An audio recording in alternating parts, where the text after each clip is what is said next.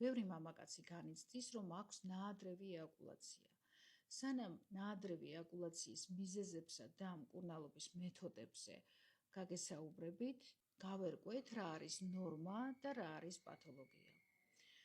მრავალრიცხოვანი კვლევების შედეგად დადგენილია, რომ სქესობრივი აქტის ხანგრძლივობა არის 3-დან 7 წუთამდე.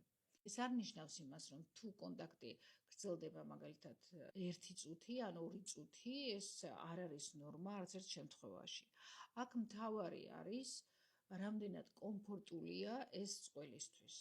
თუ მათ აკმაყოფილებთ 1 წუთი, ეს არის ნორმალური. მაშასადამე სქესობრივი აქტის ხანგრძლივობა პირადი კომფორტის საკითხია და ინდივიდუალურია და აქედან გამომდინარე თავარი არის არა ის თუ რამდენ ხანი გაგრძელდება სქესობრივი აქტი, არამედ მნიშვნელოვანია, რომ მამაკაცს შეეძლოს სქესობრივი აქტის მართვა. ანუ მამაკაცს უნდა შეეძლოს მოახდინოს ეაკულაცია მაშინ, როცა მას თავად ეს სურს. მოგიყვებით იმ აქტივობების შესახებ, იმ ვარჯიშების შესახებ, რომელიც შეგიძლიათ შეასრულოთ სახლის პირობებში და ის თქვენ დაგეხმარებათ სქესობრივი აქტის გახანგრძლივებაში. ნაადრევი ეაკულაციის მიზეზები შეიძლება დავყოთ 2 დიდ ნაწილად. ეს არის ფსიქოლოგიური ფაქტორებით გამოწვეული და ორგანული პათოლოგიით. ანუ ორგანული პათოლოგია ნიშნავს ორგანოების რაიმე დაავადებას ან ფუნქციის დარღვევას და ასე შემდეგ. ხოლო ფსიქოლოგიური თავისთავად შეიძლება იყოს ბუნებრივი, ფიზიოლოგიური და იყოს დაკავშირებული მაგალითად იმასთან, რომ მამაკაცს აქვს იშვიათი სქესობრივი კონტაქტი, მაგალითად 3 თვეში ერთხელ ან წელიწადში ერთხელ და ეს ბუნებრივია, ხშირ შემთხვევაში გამოიწვევს ნაადრევ ეაკულაციას. ასევე შესაძლოა ნაადრევი ეაკულაცია მოხდეს გარკვეული გარემოებების ან განსაკუთრებული ფსიქოემოციური მდგომარეობის გამო. და პრინციპში ეს არის ფიზიოლოგიური და ყველა მამაკაცს შეიძლება ეს დაემართოს.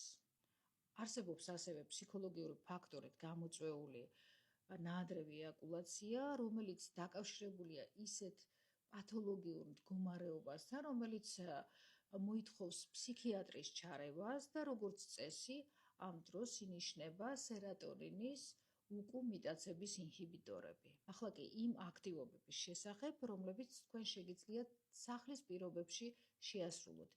ანუ ივარჯიშოთ იმისათვის, რომ ისწავლოთ სქესობრივი აქტის გახანგრძლივება.